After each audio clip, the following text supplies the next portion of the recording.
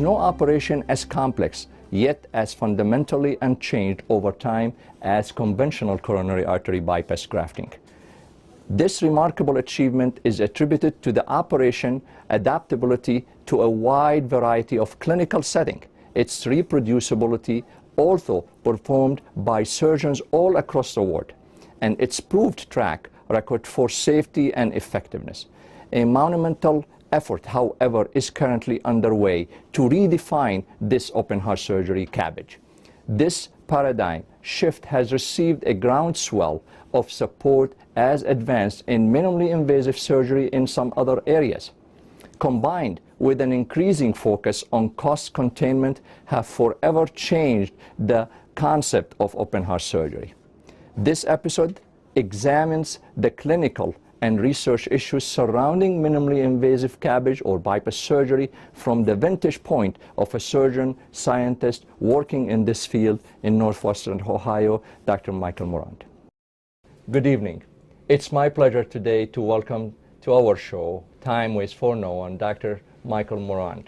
Everybody probably heard about Dr. Moronot, who is the most experienced surgeon probably in this area, with too many aspects related to open heart surgery and valve surgery, and it will be our pleasure in this show to welcome him. Thank you for being here, Michael. Thank you, Ameer, for having me. We're going to focus about the open heart surgery in general on different aspects. And the first aspect, when we tell, when we do a heart cath and we find someone who needs open heart surgery for valve or bypass, it's like a shock for those people. So the fear factor in their mind is so tremendous and stressful.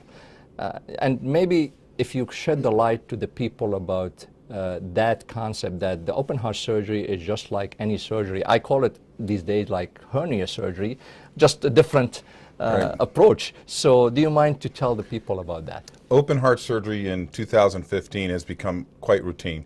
In the United States, probably upwards of over 120, 130,000 open heart procedures done alone, simply in the United States. It has become dramatically regimented in that it's done the same way every day. And so that minimizes the risks on a patient-to-patient basis. Many patients who we get from the cath lab are, like you say, they're in a state of shock. And they sit there and they say to me, I thought I'd come in and get this cath, I'd go home this afternoon, maybe I'd get a stent and go home. And now all of a sudden they say, well, you're going to have open heart surgery, and it's going to be in the hospital 4 to 6 days, and you take a couple of months to recover potentially.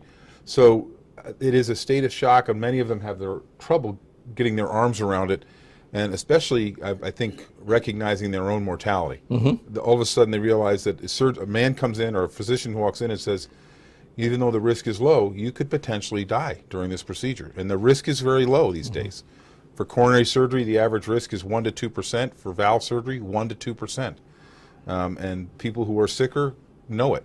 But for the most part, it's become quite routine, and we do it on a daily basis in almost 1,400 programs throughout the United States every day. Absolutely. And probably the misperception from the patient standpoint comes from the old type of surgeries. You remember probably the early days of open heart surgery was more complication, and they didn't have that much of experience as much as you do these days. And probably also the team taking care of the patient. I think I always consider post-surgery care is as important as the surgery. Unquestionably, when I was in training back in the 80s, our open heart surgical patients, we used to keep them asleep on a ventilator for 2 days. And that was a whole bag of problems right there. Then we wake them up, and the average length of stay was in the 10-day range, and that was one that went through fast. My father, who was a thoracic surgeon, didn't do cardiac surgery, thought it was criminal that we were operating on people over 75 when in the 80s. And but I think that that's dramatically changed. We routinely operate on people in their 80s, and with some of the new catheter-based technologies, we're now operating and extending lives in people in their 90s. Mitral valve repair surgery, in which the sternum is cut 10 centimeters and spread open. In endoscopic mitral valve surgery, the surgeon cuts open only a basic 5 centimeters below the nipple, and only 2 tiny incisions are made, through which the surgical instruments and camera access. The tiny camera provides with a view of the diseased valve. Only a few tiny scars remain, instead of the 6 to 18 scars in the middle of the chest associated with traditional heart surgery. And that brings us really to the difference between the zipping the chest, the real open heart surgery, and the minimally invasive, which is, I know that you're very experienced in the minimally invasive open heart surgery. Can you explain to us the difference between the two? Traditionally, open heart surgery or cardiac surgery has been performed through an incision in the front of the chest, where the breastbone is actually divided in half, a retractor is placed, exposing the heart, and allowing the surgeon to place the patient on the heart-lung machine and perform work on the heart, whether it's bypass surgery or valve surgery or work on the aorta. Approximately 12 to 15 years ago, surgeons throughout the world started experimenting with small incision surgery, essentially a small incision out here on the side of the chest or a smaller one up here. And in about 2005, I went and learned some of these techniques and brought these techniques to Toledo. We have successfully performed over 500 minimally invasive procedures, my partners and I, at Toledo Hospital. We perform multi-valve procedures, triple valve procedures, maze procedures for AFib, and it's dramatic how different these patients look than the patients who've had a sternotomy. They come back to the office, they walk in, they jump up on the exam table, they're not in much pain for the most part. They're maybe a little bit sore, but for the most part they do remarkably differently, and we're doing exactly the same operation that we would normally do through a full sternotomy. So it's really a gigantic technological leap for the patients, for the surgeons, because there's other parts of this operation that have improved our overall cardiac surgical care in the operating room with perfusion, anesthesia, and it's been really quite a boon to the patients.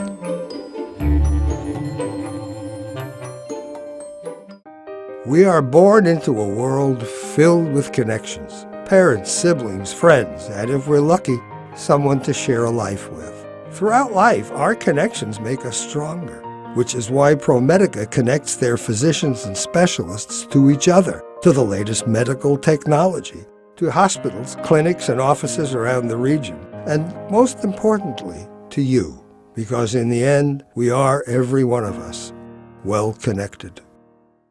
Is your heart clock ticking? It's time to change your future with Toledo Cardiology Consultants.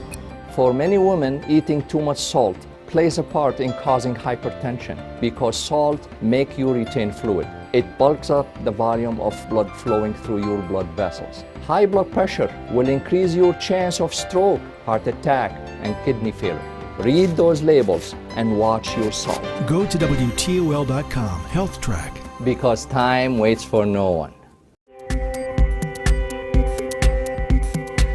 Also, the recovery process will be different. I understand, I have some patients which you did basically after the surgery, within about 2 days, they are home walking, almost like back to normal life. I mean, not to that extent, but within a short period of time, they're full recovery comparing to open heart surgery, which take much longer than that probably, and less risk for stroke. And well, the stroke risk is probably about the same, to be honest with you, because we're still doing the same procedure. The stroke risk comes from that, but wound infections are for surely less. Bleeding, the need for transfusion, clearly less. And again, return to work is dramatically faster. Hospital days are shortened by about a day and a half. Absolutely. So it's a big deal. So when we are talking about post-surgery care, I mean, many patients they continue that shock process before the surgery, after the surgery, and we see a lot of patients who are having that depression, anxiety, why me? I mean, it's becoming like a very, and really, how can, and I'm sure from your experience, because you guys in charge of that period of time of recovery, how can you minimize that anxiety and depression factor for those patients? Well, I think the first part is just with any problem is you have to recognize it. And routinely, I specifically, and I think my partners do, and I'm sure most cardiac surgeons do, when they talk to patients before surgery, part of their discussion with the patients is that they will have their postoperative course will be complicated, It'll be complicated by pain, a general feeling of uncomfortableness, and depression is a big part of that. Their appetite is not good. They don't sleep well. They don't eat well. And again, the depression aspect of it is probably more prevalent in men, but it can be extremely profound in women and almost life-threatening sometimes in women. They just give up. Wow. And men, it just takes them a while to get over it, and sometimes it takes them a month or two. And I think part of it has to do with just relinquishing control of their lives to physicians, to nursing staff, and it's tough for them to do that. And rather than just accept it and get over it and get on with it, they have a tough time doing that, because probably it's the first time they've ever had to do that in their whole life. And these are 60, 70-year-old people oftentimes. Absolutely. Participation in a 12-week cardiac rehab program has been shown to decrease all causes of death by about 45% for the next 10 years. The patients are nervous and they're anxious because they just had a heart attack or they just had surgery, so they get in here, it's supervised, and we can progress them systematically and usually more aggressively than they would do on their own. We have an entire army of people, to include the dietitian and our exercise physiologists who are experts at exercise, our nurses, our social worker who does counseling, myself as the physician overseeing the plan, and we all work together to look at all of the aspects. And I think you have to count also on the rest of the teams. Correct. We're talking about home care, about nutritionists, about, Right. I mean, the primary physician who are going to Right. be in charge of the events after that, probably to finish that care for the patient, to get him to the level which is they will be very comfortable in this. And being positive. Absolutely. I mean, you got to be positive. I mean, and on the other hand, you can't let a patient just sit there and wallow. You have to, once in a while, kick them a little bit and say, come on, we got to get going here. You're just not going to lay in bed and wallow, so to speak. And that brings us really to an important thing, which is I see many patients reluctant to do, but how important is the cardiac rehab? The cardiac rehab is like the cornerstone. Even people who have valve surgery and are otherwise healthy, you know, we operate now on patients who for the most part are asymptomatic. As you know, some mitral valve, some aortic valve surgeries, that they're asymptomatic, but you know, what do I need to go to cardiac rehab? The cardiac rehab is a critical component of it. You know, they learn a lifestyle change, especially the coronary patients. They're, if I may, whoever's the major cook in the home learns to cook healthier. They learn more about exercise, the importance of it, watching their weight, and they do it in a very structured way so that they won't overdo it too early following major surgery. Absolutely. So they do it in a very structured way, and it's progressive. I remember there was a physician I operated on almost 18, 20 years ago who you knew, and I remember very proudly, I saw him 7 or 8 years after his surgery. He says, I've been to 3,700 rehab sessions. He would go 3 to 4 times a week routinely. I mean, that was his, he considered that his exercise. Absolutely. That was his workout. Absolutely. Right. And that's why most of the patients now, they get enrolled into that maintenance program, which is, and luckily the cardiac rehab center in this town, they are doing a good job in accommodating most of the patients for after that period, which is allowed. I know that you are a pioneer in this area about what we are talking these days, percutaneous valve replacement, which is really the future. And you did a reasonable number of cases in the last few years, which is, can you tell us something about it? I mean, I'm saying percutaneous, but I'm sure you can put it in a much simpler way where the viewer will understand. The routine aortic valve procedure where we replace the valve has routinely always been done surgically. The patient's heart is stopped, the heart is opened, a valve is inserted, the heart is closed, and the heart is restarted. There are many, many patients who don't develop symptoms until their late 80s, early 90s, who unfortunately develop worsening heart failure, have repeated admissions, and because they're old and frail, they're not really surgical candidates. So over the last approximately 7 to 8 years in this country and in Europe, the technology has evolved so that we can replace an aortic valve in what's termed a catheter-based technology. Oftentimes it's done through the groin artery. It can be done through the tip of the heart, the apex of the heart, or through other accesses, other forms of access to the heart. But essentially, a catheter is placed across the aortic valve, the diseased aortic valve, and a valve is implanted. There's different kinds of valves. Some of them are expanded on a balloon. Some of them are self-expanding. But they work immediately, and they also function immediately, and the heart does not have to be stopped. So these patients get put to sleep. The procedure takes an hour or two to do, and they wake up in the intensive care unit, and routinely they go out of the intensive care unit the next day, even though they're 92 years old and have had basically a new valve replaced. Currently, this technology is really only available for high-risk and almost inoperable surgical patients. The high-risk group has recently been defined. There's very, very strict criteria as to who meets these, who these patients are, and they have to be evaluated very strictly. We have a cadre of surgeons and cardiologists, interventional radiologists who help us evaluate these patients very strictly.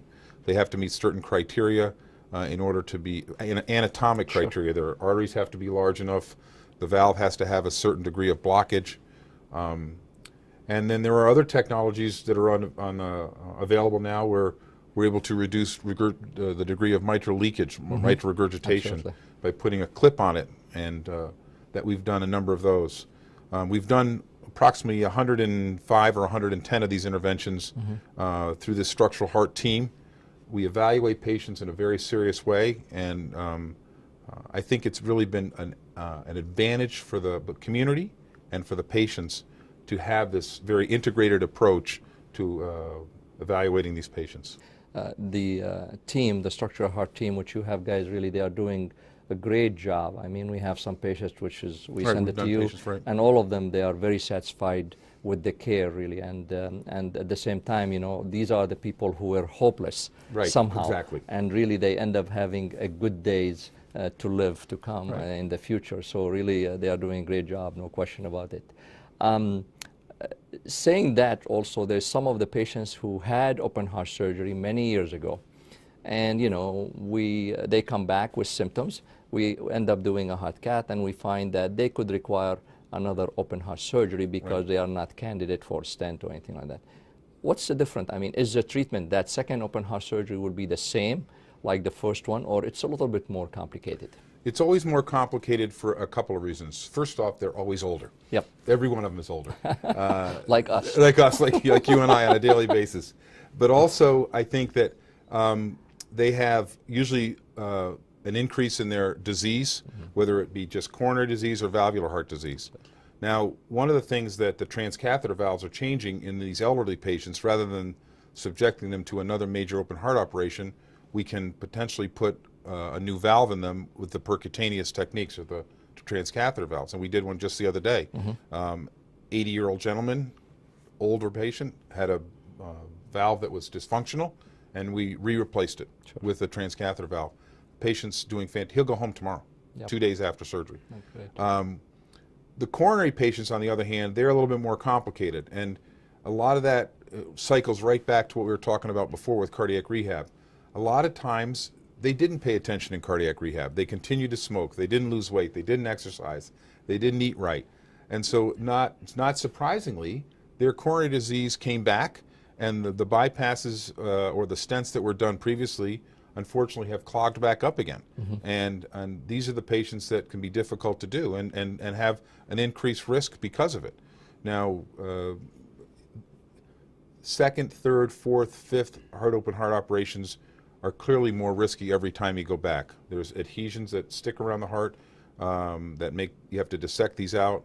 The veins in the leg that we use for bypasses, the conduit, so to speak, they become less and less available.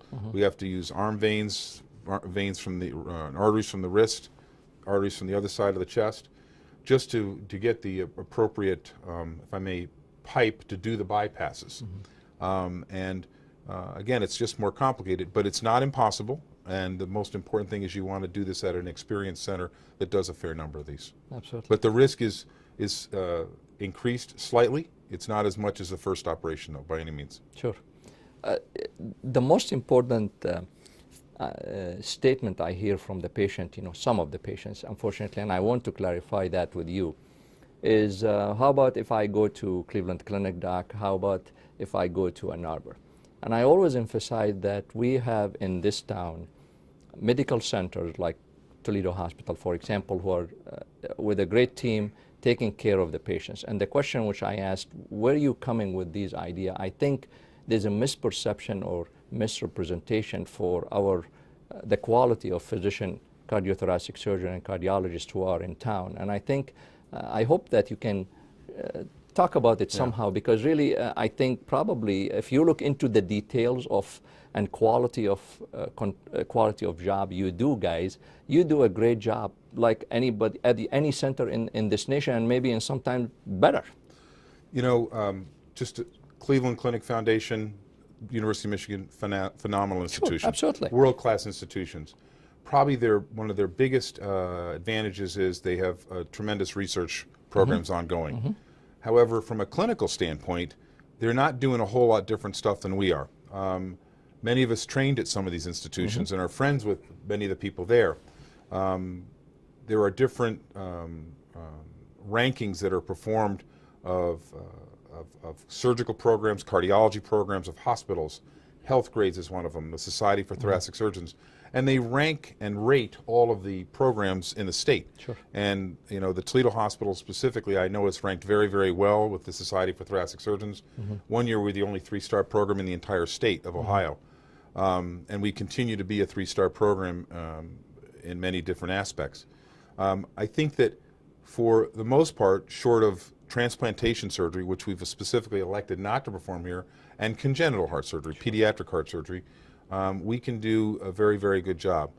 The one caveat is that when you go to places like the Cleveland Clinic and the University of Michigan, is that you will have residents and fellows taking care of you, and they will be learning on you. When you deal, whether it's St. Vincent's or here with myself at Toledo Hospital, you and I do the work. We make the decisions, we evaluate the patients, and I think many patients appreciate that. And when I operate on someone, I tell them that I will be doing their surgery from beginning to end. And they're very concerned about that. They're very, very concerned about that. Absolutely. And also the experienced staff which you have in the team, I guess, who are following the patient after the surgery, I mean, who are taking care of that patient 24 hours, I think they are doing tremendous job.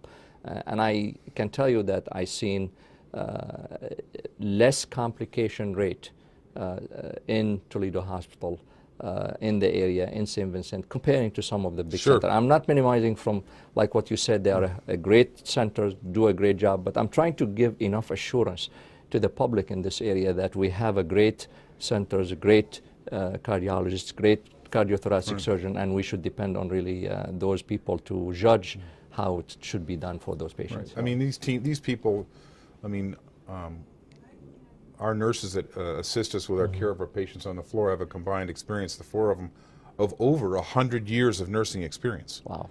I mean, and these are the first-line people that care for our patients on the floor. And that's just 4 of them. Absolutely. They, you know, 30 years each. And so they really are phenomenal. And our physician's assistants have done thousands of bypass operations and valve operations. And so, again, practice makes perfect. And we do it the same way every day. And that's how we're able to achieve superlative results. Absolutely. Right, experience. Now, I'm always, whenever I see Dr. Moronot, there's something new coming on. What's new in the horizon, Dr. Moronot? There's something you are working on lately. I know that probably there's something in your mind. Tell us, we'll be the first one to announce it. Replacing the aortic valve in a transcatheter technique has been quite successful. There's, I'm going to say, at least 300 or 400 programs in the United States performing this operation quite successfully. We've had no intraoperative mortalities doing this operation. So the next big hurdle for the valve companies, and I was just at a meeting a few weeks ago, is to replace the mitral valve. And I got to see both models that are currently under value. The model from Edwards has been used in 3 humans for compassionate use, and they have permission from the FDA to do 10 patients in the United States. The closest one is in Indianapolis for here. Dr. Heimlinson is a friend of mine. It offers a completely different challenge than the aortic valve, completely different set of problems, issues, and quite frankly, they're still figuring out who's the ideal patient for this. Sure. But unquestionably, it's coming. And what this does is it changes as a surgeon and also as a cardiologist. When patients talk to you about what kind of valve I should have, it changes that scope. Sure. Routinely, 15, 20 years ago, 60% of the valves, 70% of the valves we implanted were mechanical valves. Yep. Now that has shifted to probably 80 to 90% bioprosthetic valves. And again, part of that shift is important because those are the valves that can eventually have transcatheter techniques applied to them. And that's critically important, especially Absolutely. as our population ages and things like that. Okay, very good. If there's anything you would like to advise our patients when it comes to open heart surgery, when it comes to cardiac problem, as an experienced cardiothoracic surgeon, one of the most experienced in this area? I think that patients need to unfortunately, sometimes patients are forced into making rapid decisions. They're sick, they're dying sometimes, and you see this coming out of the cath lab, and you have to call the surgeon and know that. But oftentimes there's some degree of time to think about this, and the patients need to really have a positive attitude. Absolutely. Attitude is so critically important. We have a cadre of excellent surgeons throughout the city, cardiologists, experienced teams at 4 hospitals. And I really think that patients need to take their time if they can, be mentally prepared. And once mentally prepared, things usually go very, very well. Because we do this every day. Very well said. Thank you. And we really appreciate Dr. Moronot's time. And again, he is probably one of the most experienced cardiothoracic surgeon in this area and in Promedica system and Toledo Hospital. And we really appreciate you being here. Thank you for having me. Thank you, Ameer. At the end, I would like to thank Dr. Michael Moronot, who really gave us enough details and information about the latest technology in open heart surgery and how it's becoming so friendly to our patient. Specifically, I'm talking about the minimally invasive open heart surgery. At the same time, I want to mention and thank all of the medical community in Northwest Ohio because they are keeping up with the latest technology and making our area as competitive to any big centers around the world. Thank you very much, because always remember, time waits for no one.